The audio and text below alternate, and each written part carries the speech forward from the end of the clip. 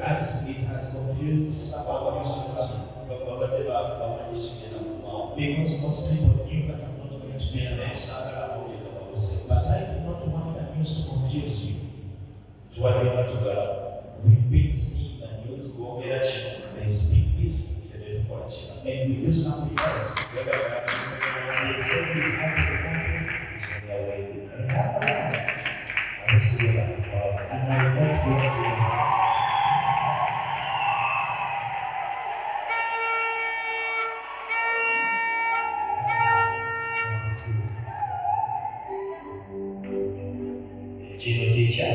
this is what I have to say. This church, even if it is up to the last breath, I will never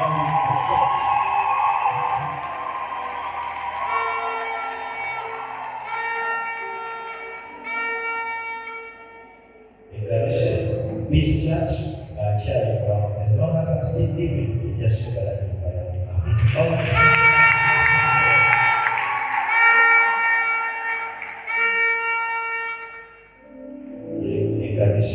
this church,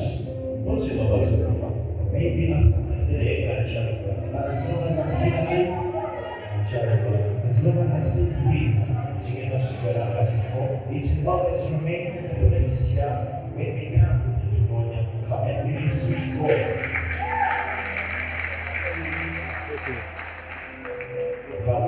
That is good. So after us the news show that here on this system and listen to them and ignore. That is good. We will leave the car. Listen or hear and leave them.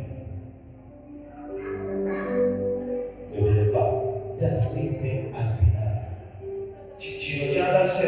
This show is that most places we will made out. We never prepare. And you have nothing to do much. With enemy raises up. Alpha, after his death, they spoke many words that the church is going. And we stood arose as a church and we said together, we are going to build a church. And once we silenced, maybe these days they are seeing nothing much is moving on. I want you to listen to me. I always don't want to answer the enemy with words. I always want, this is my life. I always want the person to speak many words, and I will do the action.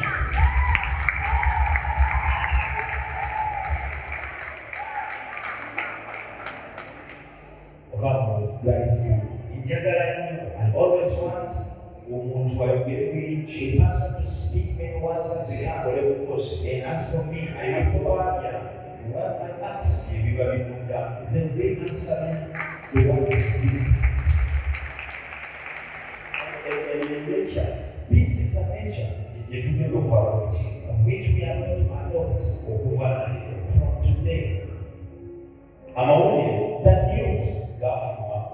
The news came out, not again, not appearing, not up to the country. I cannot speak to them.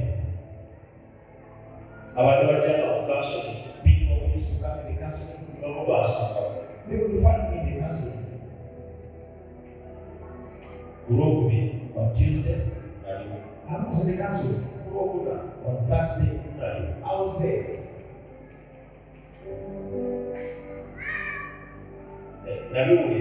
I had the Akomyewo is out of the country. And I went to work.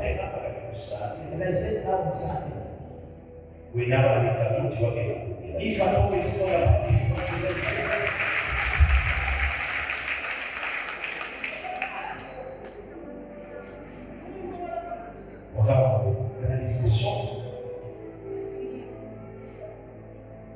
Let us answer the enemy by doing the actions, not words. The generation of speaking words is over. We are using acts. This is my prayer for request. And everyone will revival. Priority is the first priority which I want is one. We are not going to get speakers and overlook assure everyone that the church is there. We are not going to go to villages to prove to everyone that the church is there. I want us to do only one thing. And this is my request. Everyone you pray from divine our church, you is of TV. Now what to do? And even we say, but you know that when was not come because he knew that I was not going to be here. I want you to speak to them after you leave this place. This is my request.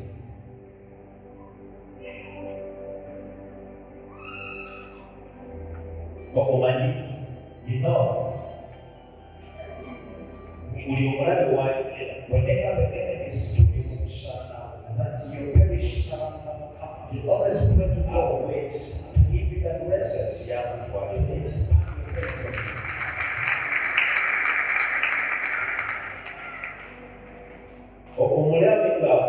When the enemy is looking for you, he wants to fight with you. Never pray to God so that you find yourself to be to expand your territory.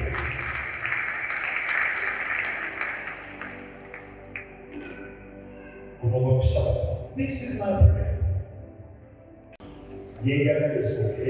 which I want us to take as the first thing.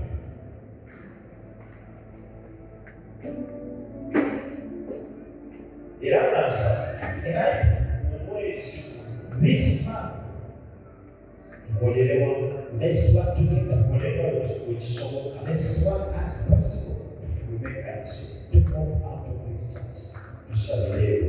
Let's work together.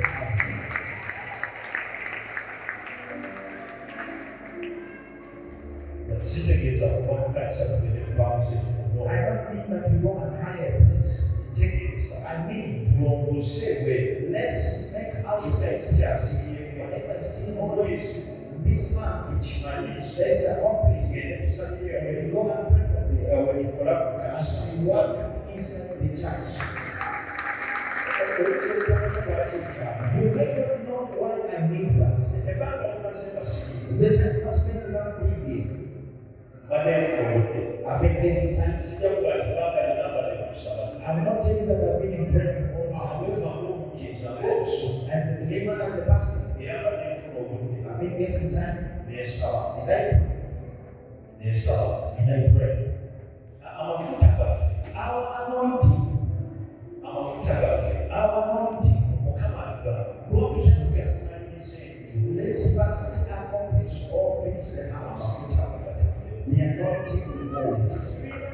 We don't have time. Why do I need it so much? That you say the church is going. And I want to show them without answering them. Let's be done outside and the church to get the compound in 7 months. Inside shall be done. Then they will tell us, where is the church going? Because as a church it has to go. A church has to go. There is moving back or getting back and moving forward. For them they are saying it is not right that our church is moving forward. This is my prayer.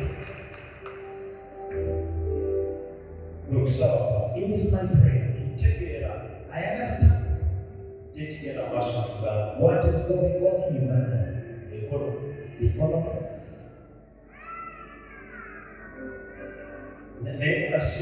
But in the time, in such a situation, God will be looking for people who are determined, who are ready, who believe to pour out of Asabye blessing.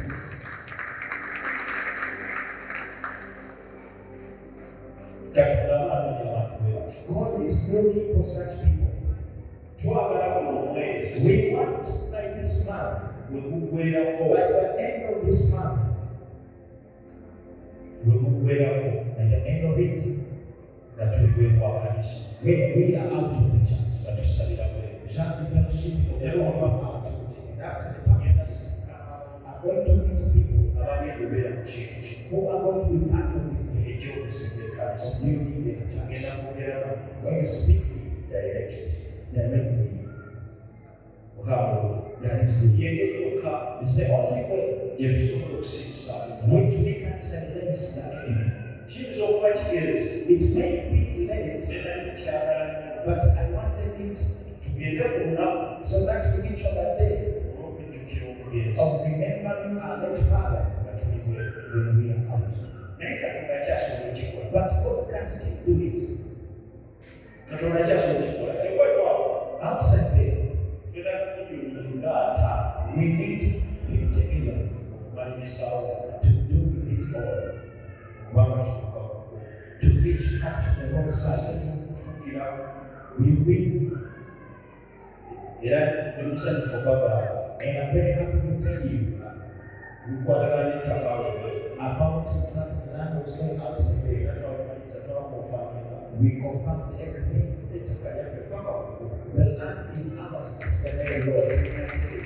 We just need to let go of us.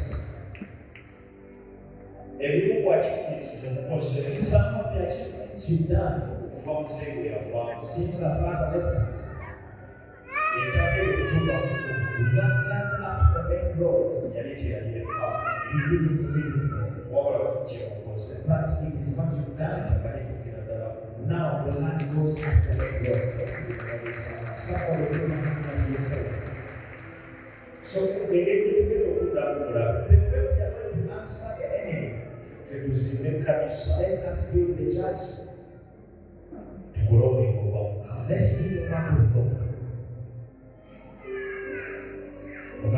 That is good. Let us do the work of God.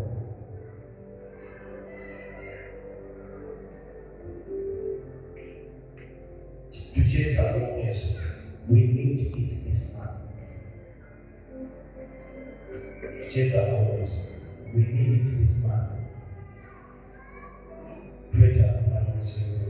We need to be done with Asabye, so that we fellowship of Asabye as we put organization to come.